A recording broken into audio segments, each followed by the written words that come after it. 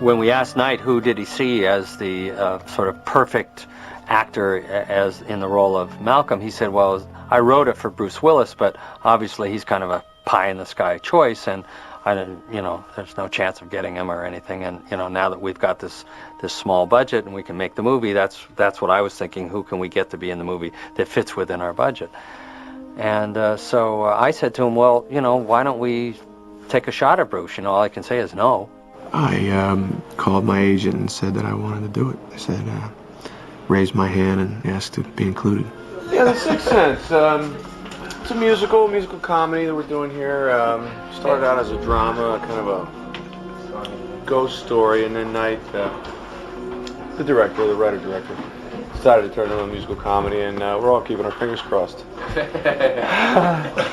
Well, Toni Collette was another kind of unusual situation. Somebody from Australia who's been in these other kind of offbeat movies, and I think there's a moment that when an actor comes in, they claim the role, and Toni Collette did that. Okay, you want me to answer your questions? Well, who's going to answer mine? And she's just such a wonderful actress that she just got it, and she just knocked us out. She claimed the role. I was a big fan, a huge fan of Muriel's Wedding, and Toni Collette was someone that I asked to come in to read the part. I started reading it early in the morning, and I did not stop, and I bawled my eyes out. It was the most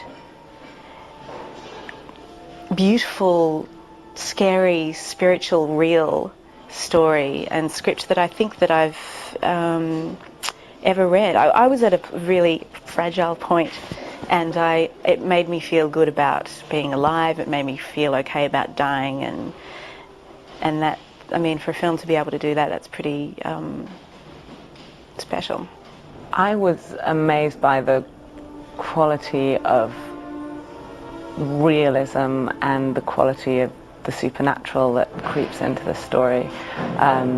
It's not a movie that sets out to be spine-chilling, but it has, as the title is, The Sixth Sense. It just touches on that extrasensory perception that most of us have some experience of at some time. I think Olivia Williams has perhaps the hardest part in the film, because if she's acting in a scene like the dinner scene, she's acting the film for the audience as they're seeing the movie for the first time, where Bruce is there and Bruce is late for their anniversary dinner, and she ultimately has to make a sarcastic comment, happy anniversary, and get up and walk away from him, her husband.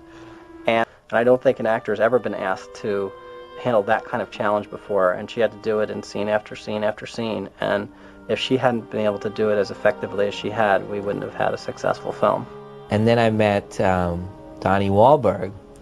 Donnie is obviously, one of the members of New Kids on the Block and was his teen idol and for so long. And the thing was, I saw Vincent very different than Donnie. When I met Donnie, he was a buffed, muscular guy. He used to call me up, he said, you know what, I'm gonna lose some weight for the movie. And I'm thinking 5 pounds, trim, get a little trim, maybe 10 pounds if, he kills himself. He came in, and I didn't even recognize him. He had lost 43 pounds, and that is an amazing amount of weight to lose in that much time, or any amount of time. You know why you're afraid when you're alone? The Vincent scene is the gunshot that needs to be heard through the whole movie.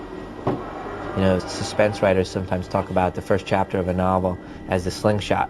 That, the first chapter, whatever happens, is the pullback of the slingshot, and it has to be pulled back far enough so the whole movie rides on that pull. When he finished the scene, he just collapsed in the bathroom, and I was like on the bathroom floor with him, talking to him about it. I mean, it was amazing. You have a secret, but you don't want to tell me. Cole's role, it's so difficult and so complex. It seemed like the most impossible task ever. And then Haley Joel Osment comes in, and I'm like, what a cute little kid, what a sweet kid. And I said, okay, let's do the part. I was really beat. How many times have I done these scenes with these kids? I've heard my words just destroyed 1,000,000 times with 1,000,000 different kids. And I just was, so beat. And I just leaned back, and he starts the scene. And it was like, I've never heard the scene before. Like, I've never heard the dialogue ever said before. It was like a movie that I didn't write. It was just, all of a sudden, every word was perfect. And he finished the scene, and he was crying, and I was crying, and I was like, I could not believe. I go, oh my God, who are you? Cole is for one, he's a fighter, and he'll fight whatever comes his way, whatever is bothering him, and the shadow that's over him for most of the movie, he fights it and fights it and fights it and will go down fighting. He's very interesting. He's a very interesting character. He plays on all kinds of different fronts and colors. He isn't just a depressed, sad little boy for what's overshadowing him, and he'll try and be a normal kid through whatever happens. He's a very deep person. He's the most talented child actor I've ever seen. I mean, I would rank him with you know, some of the best adult actors I've ever worked with. He really is just immensely talented and pretty much unaffected by his talent, and doesn't really make a big deal about it, but he really is a great actor. In all great movies, you know, the great movies, there's some element of magic. You know, when I say magic, something that goes beyond paper, where you go, you know, you put A with B and you get this. No, it's something beyond that. You can't recreate it if you tried. You can't recreate it. And Haley is our magic.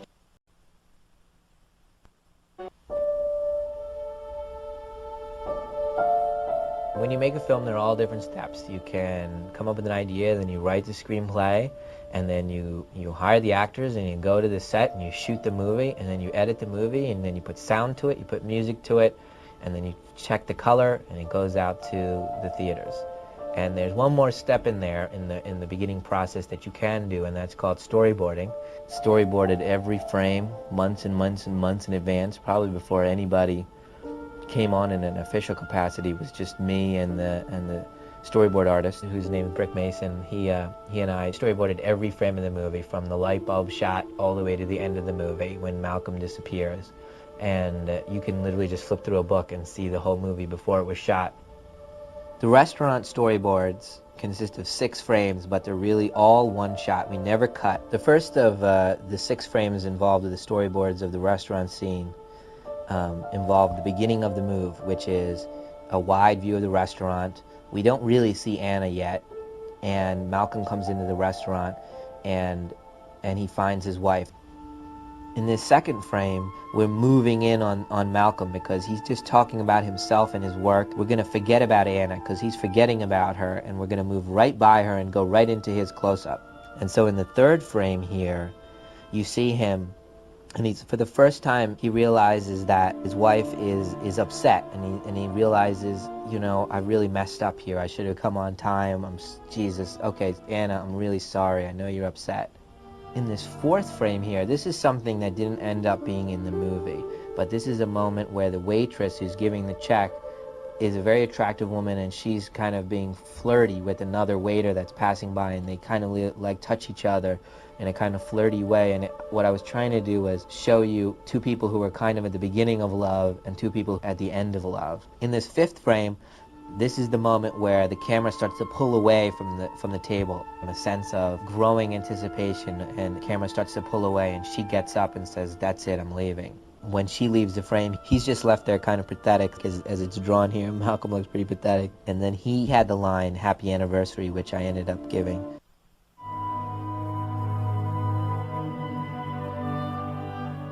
The Sixth Sense opened on my birthday, August 6th, which was another sign that the movie was just in a weird place and being guided. We were opening the week after Runaway Bride opened, which was a huge hit, and we were opening just as Blair Witch was expanding, and they were on the cover of Time and Newsweek, and we were just another scary movie. And as good as we felt about our film, the most we could have hoped for was that it would open number 3. And we were all, including the studio, all of us surprised that the movie opened number 1. And the most extraordinary thing about the release of the movie was the next 2 weeks, that the audience just kept growing and growing and growing for this film. Well, the greatest thing for us was when we realized that our 2 strongest audiences were young boys and older women. And they usually have nothing in common. They don't go to see the same movies, they don't care about the same things, and they both love this movie the most. And that was wow, you know. That means the romance was hitting and the fear was hitting. There are spiritual questions that are really answered in the movie about loss and loved ones and grief and how you deal with all those different subjects. And I think that it helps people feel better about themselves and about their own situations, and it also creates a great deal of discussion about those subjects, and that's what's making the movie work. I think people come out of this movie and they start talking about it, and they start asking each other questions about, well, what do you think about this, and what do you think about that? And they're very universal themes. So that creates a great word of mouth which propels the movie forward. I think for a lot of people this was a religious experience, very much nothing short of a religious experience for people. Once in a while cultural events occur that I think provide people with opportunities to crystallize some of their own notions about what may happen after we all leave this planet. And I think this movie did that for a lot of people. I had felt on The Sixth Sense that the movie was guided from every step, you know, that something weird was going on, you know, that I didn't have any fear at all when I went to sell it, that I knew it was gonna, I knew Bruce Willis was gonna be in it, you know, I felt like that. I thought Disney was gonna do it, and they did, and it all went so smoothly, and the movie shoot was like guided in every decision. Everybody came together, and yeah, the perfect choice was Donnie Wahlberg. You know what I mean? And yeah, you'll find a kid, gosh, you write a role that really is almost unperformable by a child. You know, how can you write a movie role like this for a child? It's impossible. Boom, you find a child prodigy actor. You know, all these things seem to be lining themselves out, and one after the other, every decision just worked out. The movie gets done, and nobody's paying attention to it, and they let you make your movie yourself, and wow, that's unusual because you have no power of any kind. The superstar's letting you do anything you want. He really trusts you. Wow. And then you show the movie studio, and they think it's one of their best movies they have, and wow. They move the date up, it's on your birthday. Wow. Broke a record on its opening. Wow. It's one of the highest grossing movies of all time.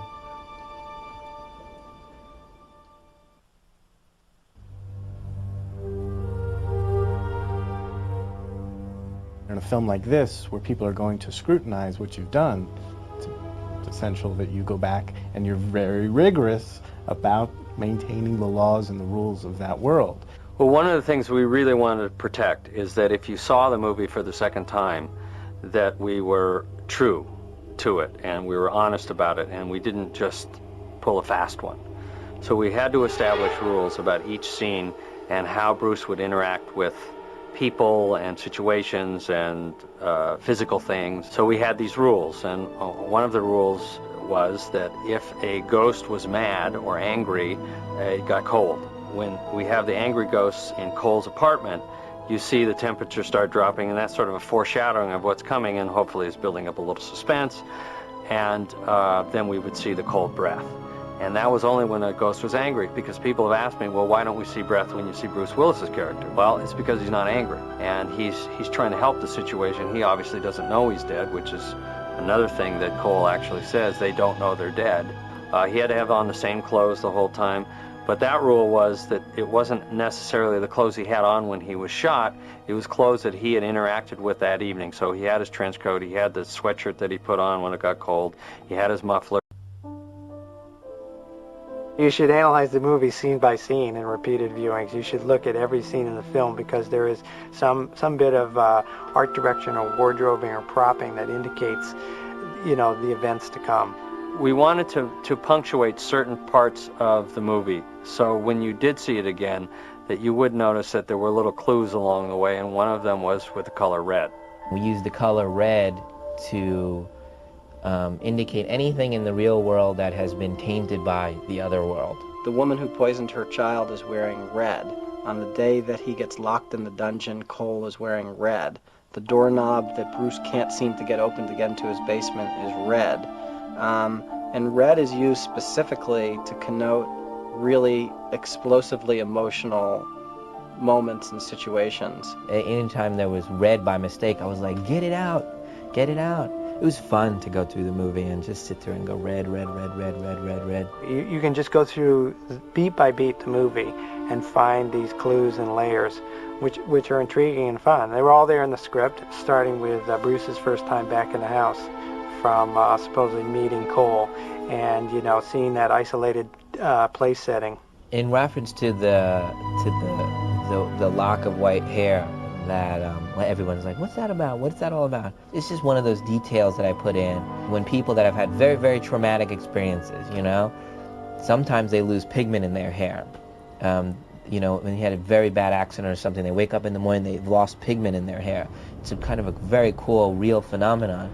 And I thought, gosh, if anybody was going to lose pigment in their hair, it'd be these kids that have the sixth sense, because they turn around and there's somebody with their arm hanging off. In that scene where Malcolm is talking to Cole in the hospital, Cole tells everything about Malcolm to the audience. They see dead people, they see them all the time, they don't know they're dead. And these shots, they're shots on Malcolm. Now, if you're really paying attention, you're going, oh, he's talking about him. And that's a clue that I actually thought we had overdone it. I actually thought we're giving too much away here. The audience is immediately going to get it because we're on Malcolm, and Cole is saying they don't know they're dead. Well, nobody gets it. So there are clues all the way along where you see that, you know, when he's sitting there in the living room with his mom, you think they were talking, but they weren't talking. He's just sitting there and she's waiting for him to come home. When you look at it, you'll see that it all still tracks and all makes sense and adds up to the ending. I wanted to go, he's dead and here's what you missed. Boom, boom, boom, boom, boom, boom. Now forget it, let's get back to the story. In the editing, one of the elements that we added was a series of images from the film as he is discovering, as he's realizing it, it's flashing back for the audience as well. It was something I mentioned to Andy. I said, what do you think about going back and showing them the moments that they missed right now? Because that is the fun of it, but I didn't want them to stop thinking about that. I want them to enjoy it and go, oh my God, and then stop, because we still have a story to finish.